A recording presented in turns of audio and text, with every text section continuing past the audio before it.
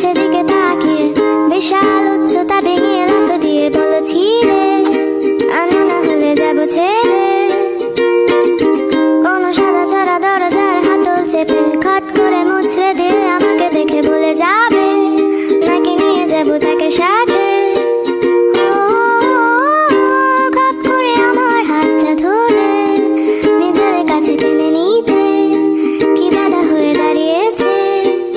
ফুল গেছে ধরে সেদিকে তাকিয়ে বিশাল উচ্চতা ডিঙিয়ে লাফ দিয়ে বলো ছিঁড়ে আনো না হলে যাবো ছেড়ে।